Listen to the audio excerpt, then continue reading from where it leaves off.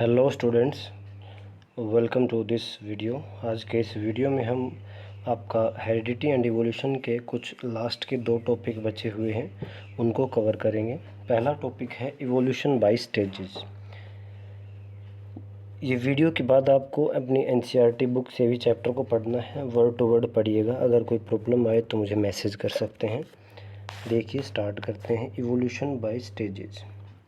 तो इसका मतलब क्या है, सबसे पहले इस बात को समझते हैं। जैसे कि आज हमारे पास जो आई है, अगर हम आई की बात करें, ह्यूमन आई, तो आज हमारे पास जो आई है वो बहुत ज़्यादा एडवांस है।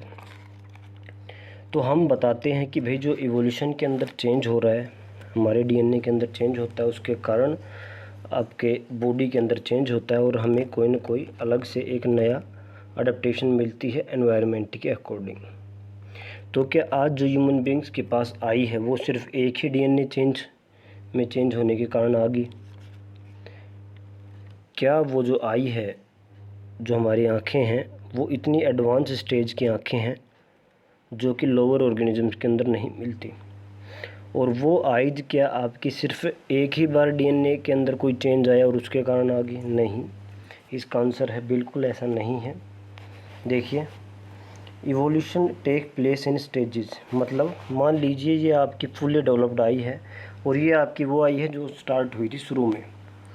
तो यहाँ से लेकर और यहाँ तक पहुँचने में ऐसा नहीं है कि ये डायरेक्ट यहाँ से यहाँ पे आ गई है, नहीं, ये कुछ स्टेजेस के थ्रू आई है। मतलब लाखों साल लगे हैं, धीरे धीरे चेंज होना शुरू हुआ है। जैसे आप एक फ्लैट वॉर्म होता है, फ्लैट वॉर्म के अंदर रूडिमेंट्री आइज है, मतलब उसकी आइज शुरू की है इनिशियली जो मान लो हो सकती थी।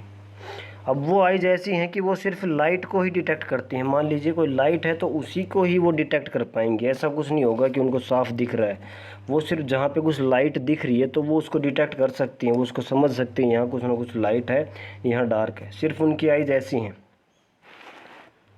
इंसेक्ट्स के पास कंपाउंड आइज हैं और जो ह्यूमन बींग्स हैं इनके पास बाइनोकुलर आइज हैं। तो क्या है, अलग अलग आइज हैं। तो ये आइज क्या स्टेजेस के थ्रू आई है। ये हो सकता है कि ह्यूमन बींग्स में भी शुरू में इतनी एडवांस आइज ना हो, उसमें भी ये ऐसी कंपाउंड आई हो शुरू में, रूडिमेंट्री आइज भी आ सकती हैं।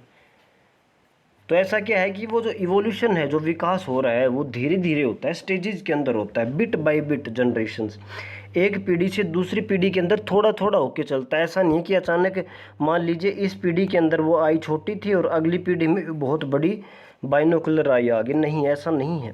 वो हर एक पीढ़ी में थोड़ा थोड़ा थोड़ा इकट्ठा करता हुआ डीएनए चेंज, और आखिर में हज़ारों लाखों सालों के बाद वो आपका फुल्ली इवोल्व कंपाउंड आई बनती है।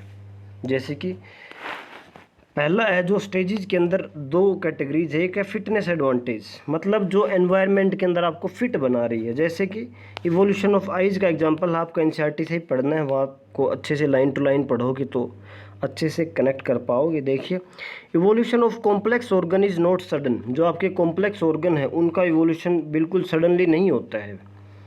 It occurs due to minor changes in DNA however take place bit by bit. ये क्या होता है, धीरे धीरे डीएनए चेंज होता है। और वो डीएनए कैसे चेंज हो रहा है कि मान लो एक पीढ़ी के अंदर थोड़ा चेंज हुआ, फिर उससे अगली पीढ़ी के अंदर और चेंज हुआ, उससे अगली में और चेंज हो रहा है। ऐसे हज़ारों लाखों सालों तक वो डीएनए चेंज होते होते आखिर में ऐसा चेंज आ जाता है कि वो जो ऑर्गन वो पूरा डेवलप हो जाता है। जैसे कि आइज़ की अगर बात करें तो जो आपकी फ्लैट वॉर्म्स है उसके अंदर रूडिमेंट्री आइज़ हैं, वो सिर्फ मान लीजिए कुछ ऐसा कुछ है वो, और उसमें कुछ ऐसा है कि भाई वो आइज सिर्फ लाइट को ही सेंस कर पा रहे हैं। जो इंसेक्ट्स है उसके अंदर कंपाउंड आइज हैं, और जो बाइनोकुलर आइज हैं जो ह्यूमन बींग्स के पास हैं। तो जो रूडिमेंट्री आइज हैं, तो आप ये सोचो कि फ्लैट वॉर्म्स के अंदर इनका इवोल्यूशन क्यों नहीं हुआ अभी, रूडिमेंट्री आइज से ये बाइनोकुलर आइज क्यों नहीं बनी? वो इसलिए नहीं बनी कि हो सकता है कि फ्लैट वॉर्म्स के अंदर ये रूडिमेंट्री आइज ही उनको फिटनेस एडवांटेज दे रही हूँ। मतलब कि ये रूडिमेंट्री आइज ही उसको एनवायरनमेंट के अंदर फिटनेस रख रही है, उसको फिटनेस रखती हूँ ताकि वो जल्दी से एनवायरनमेंट के थ्रू या अपने प्रे के थ्रू किल ना हो पाए। किसी भी तरह की फिटनेस हो सकती है, वो सर्वाइवल फिटनेस दे रही है। तो जो भी अपना सर्वाइवल फिटनेस देता है वो नेचर उसको सेलेक्ट कर लेता है। तो ये नेचुरल सिलेक्शन के थ्रू हुआ है अभी सारा। तो ये आपका इवोल्यूशन बाय स्टेजेस, मतलब भाई इवोल्यूशन स्टेज बाय स्टेज होता है, स्टेप बाय स्टेप होता है, ऐसा नहीं है कि सडन चेंज कुछ हो गया है। अगला देखिए, ये है कि आपका फंक्शनल एडवांटेज। एक अभी आपके एनसीईआरटी में दिया गया है कि भाई कुछ एक जो है वो फंक्शनल एडवांटेज भी हो सकती है। मतलब वो क्या था शुरू में, फिटनेस, कि जो जो उसको फिटनेस दे रही थी एनवायरनमेंट में। दूसरा क्या, फंक्शनल एडवांटेज, जो वो कुछ ऐसा कोई ना कोई फंक्शन को परफॉर्म करवाएंगे जिसके कारण जो पर्टिकुलर ऑर्गेनिज्म है उसको एडवांटेज मिलेगा और वो उसको फिर अपने नेचर के अंदर अडॉप्ट कर लेगा और अगली पीढ़ियों में वो करेक्टर जाएगा। जैसे कि फेदर्स जो होती है, जो पंख जो होती हैं, सबसे पहले जो पंख आई थी वो उड़ने के लिए नहीं आई थी। सबसे पहले जो फेदर्स आई थी वो जानवरों को कोल्ड से बचाने के लिए आई थी, कि जहाँ पर सर्दी है तो वहाँ से बच सकते हैं, वो अपने आप को पूरी तरह अच्छे से लपेट के बैठ सकते हैं। तो फेदर्स का ये काम था पंखों का। Feathers provide insulation in cold weather, जहाँ भी कोल्ड वेदर था वहाँ पे इंसुलेशन प्रोवाइड करती थी, हीट को रोक के रखती थी। But later they might become useful for flight, लेकिन बाद में क्या हुआ कि भी वो फ्लाइट के लिए ज़्यादा यूज़ होने लगी, उड़ने के लिए ज़्यादा यूज़ होने लगी। और सबसे पहले किसने यूज़ किया उड़ने के लिए, तो बर्ड्स ने। एग्जाम्पल देखिए, डायनासोर्स एंड हेड फीदर्स, जो आपके डायनासोर हैं इवोल्यूशन के अंदर जब आते हैं, तो डायनासोर जब थे तो उनके पास पंखे थी, but they could not fly using feathers, लेकिन वो उड़ नहीं सकते थे। वो फैदर्स किस लिए थी, कि भाई उनको कोल्ड से बचाने के लिए थी, कोल्ड से इंसुलेशन देने के लिए थी। Birds seem to have later adapted the feathers to flight, लेकिन इसके बाद जब तो पक्षी आए तो पक्षियों ने इनका यूज किया अपनी फ्लाइट के लिए, उड़ने के लिए यूज किया। तो क्या वो उनको फंक्शनल एडवांटेज मिल गया ना, एक ऐसा फंक्शन परफॉर्म हो गया जिसके कारण वो बर्ड जो वो जल्दी से उड़ सकते हैं, एक जगह से दूसरी जगह जा सकते हैं, उनकी एनर्जी भी ज़्यादा नहीं जाती और जल्दी से जा सकते हैं। तो ये उसको एक एडवांटेज मिल गया, तो ये ही उसकी पीढ़ी में फिर फिक्स हो गया। तो ये क्या है, आपका फेदर्स का जो इवोल्यूशन है वो भी क्या है, स्टेजेस में ही हुआ है। ऐसा नहीं है कि पहली बार आ गए, शुरू में कुछ धीरे धीरे आने शुरू हुए होंगे, फिर वो कोल्ड के लिए यूज़ करने लगे और आखिर में वो इतने डेवलप हो गए कि बर्ड्स ने उसको फ्लाइट के लिए यूज़ किया। दूसरा इसमें पॉइंट ऑफ व्यू क्या हो सकता है, कि भी डायनासोर्स के पास भी फेदर्स थी और बर्ड्स के पास भी फेदर्स थी। बर्ड्स के पास में बाद में आई हैं, तो हम कह सकते हैं कि डायनासोर और बर्ड का कॉमन एंसेस्टर कोई ना कोई हो सकता है, क्योंकि बर्ड्स में भी फैदर आए और डायनासोर में भी फैदर आए। लेकिन बर्ड्स ने उसको ऐसे यूज़ किया कि वो फ्लाइट कर सकते हैं, डायनासोर उसको यूज़ किया कि वो इंसुलेशन कोल्ड से बचने के लिए यूज़ किया। तो हम क्या सोच सकते हैं कि दोनों का भी हो सकता है, कोई कॉमन एंसेस्टर होगा, मतलब दोनों का पूर्वज कोई एक होगा, उन्हीं से दोनों पैदा हुए। एक ऐसा ही एक एग्जाम्पल है आपका वाइल्ड कैबेज का।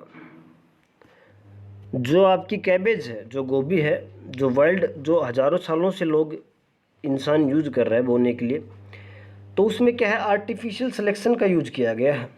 मतलब कोई गोभी शुरू में किसी ने बोई तो उसने कुछ ऐसे अलग अलग वेराइटीज़ को यूज़ किया। उसने देखा कि भाई इसके पत्ते छोटे हैं, इसके बड़े हैं, इसके पत्तों का आकार बड़ा है, इसके अंदर कुछ ऐसा है, तो उसने आर्टिफिशियली सेलेक्ट करके कुछ अलग अलग, मान लीजिए जिनके पत्ते छोटे थे सिर्फ उन्हीं को बोया एक जगह उनको बोया जिनके पत्ते बड़े थे, तो इनसे एक अलग स्पीसीज़ बन गई, इनसे एक अलग स्पीसीज़ बन गई। तो ऐसे ही क्या है ये, जैसे कि वाइल्ड कैबेज की अगर बात किया जाए तो इससे ये आपका जो नॉर्मल कैबेज बना है, इसी से आपका ब्रोकली बना है, इसी से आपका कॉलीफ्लावर बना है, इसी से आपका खोल रबी बना है, सोलन पार्ट होता है इसका खींचे, और इसी से आपका केल बना है। तो ये जो सभी जो आपकी क्रॉप दिखाई गई हैं वो सभी का एंसेस्टर कौन है, एक है पूर्वज वाइल्ड कैबेज।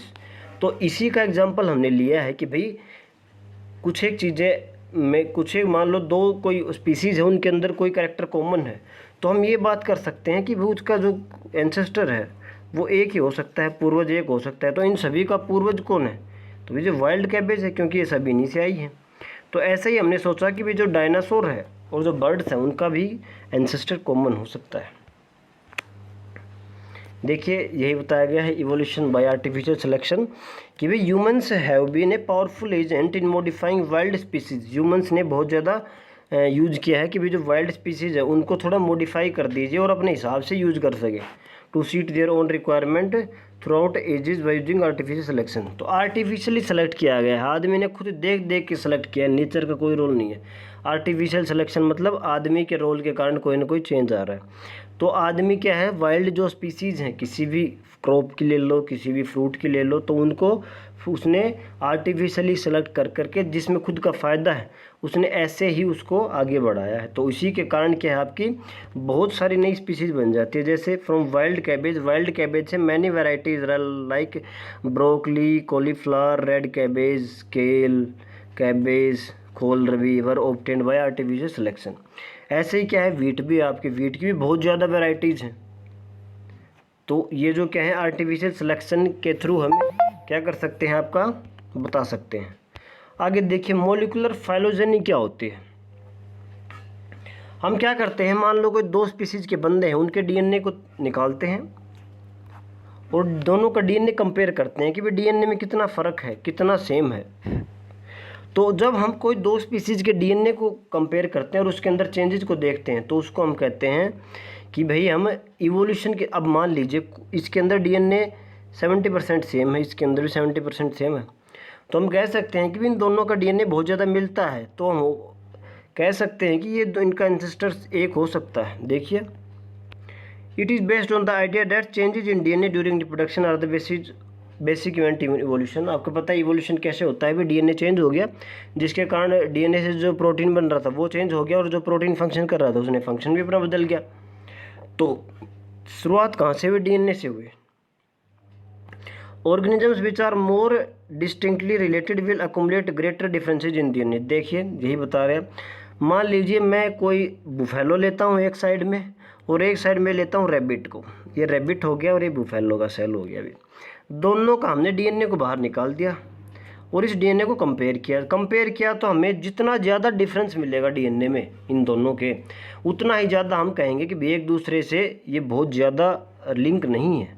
और जितना ज़्यादा एक दूसरे से लिंक रहेंगे उतना ही ज़्यादा इनका डीएनए भी मैच करेगा। तो डीएनए को जब हम बात करें, डीएनए मैचिंग को लेकर हम जब इवोल्यूशनरी रिलेशनशिप्स को निकालते हैं तो उसको हम कह देते हैं मॉलिक्यूलर फाइलोजेनी। देखिए, अब आपका एक छोटा सा है कि भाई ह्यूमन इवोल्यूशन मतलब आदमी का इवोल्यूशन कैसे हुआ, तो उसको स्टडी करने के लिए अलग अलग प्रोसेस है। टाइम डेटिंग है, फॉसिल्स की स्टडी की, डीएनए जैसे मॉलिक्यूलर फाइलोजेनी उसकी स्टडी की, और इवैक्यूएटिंग की भी हमने स्टडी की। Although there is great diversity of human forms all over the world, yet all humans are a single species. जैसे कि आपको पता है अलग अलग जो है डाइवर्सिटी है ह्यूमन्स के केस में भी। जैसे कि जो इंडिया के हैं उनकी देखिए हाइट देखिए, कलर देखिए। जैसे ही अगर हम यूरोप की बात करें तो उनको हाइट देखिए, उनका कलर देखिए, उनके हेयर कलर देखिए। अगर हम चाइना की बात करें तो वहाँ भी कितनी डाइवर्सिटी है। फिर हम अगर अफ्रीका के लोगों की बात करें तो उनका कितना डार्क कलर है। तो ये क्या है, डाइवर्सिटी है अलग अलग, लेकिन स्पीसीज़ एक है। वो डाइवर्सिटी किस कारण आई है कि भाई नेचर ने एक सेलेक्ट कर लिया, अब जैसा एनवायरनमेंट है उसी के अकॉर्डिंग वहीं पे अडप्ट होकर रहने लग गए, तो उसी के अकॉर्डिंग उनके कैरेक्टर्स डेवलप हो गए और वो एक पीढ़ी से दूसरी पीढ़ी में बढ़ते बढ़ते आज उनके मतलब फिक्स हो चुकी हैं उसकी पीढ़ी में। देखिए, जेनेटिक फुटप्रिंट्स ऑफ ह्यूमन। तो भाई जेनेटिक फुटप्रिंट्स मतलब शुरुआत में ह्यूमंस कहाँ से कहाँ तक गए।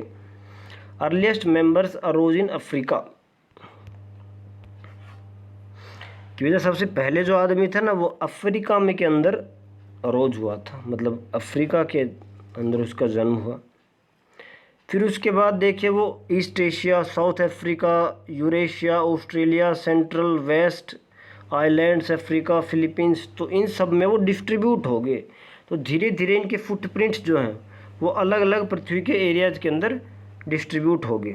देखिए, they did not go in single line, मतलब जो फुटप्रिंट्स है वो एक ही तरफ नहीं बढ़े, वो चारों तरफ घूम गए। They went forward and backward, वो आगे की तरफ भी मूव हुए, पीछे की तरफ भी मूव हुए, आउट ऑफ अफ्रीका भी गए, और कुछ क्या है sometimes came back to mix with each other. और मान लो कुछ बाहर चले गए थे वो वापस भी आए, माइग्रेट हो गए थे जो बाहर वो वापस भी आए, तो उनको भी उसमें देखा गया है। तो ये आप एनसीईआरटी से पढ़ेंगे तो आपको अच्छे से समझ में आएगा, वहाँ पे आप लाइन टू लाइन पढ़ें तो आप चीज़ों को कनेक्ट कर पाएंगे। तो अगर कहीं भी प्रॉब्लम आए तो आप मेरे को व्हाट्सएप पर मैसेज कर सकते हैं। और इसी के साथ ये चैप्टर आपका कंप्लीट है। आगे हम रिप्रोडक्शन के एनसीईआरटी क्वेश्चंस और हेरिडिटी और इवोल्यूशन के एनसीईआरटी क्वेश्चन आंसर्स को भेजेंगे। उसके बाद हम अगला चैप्टर स्टार्ट करेंगे।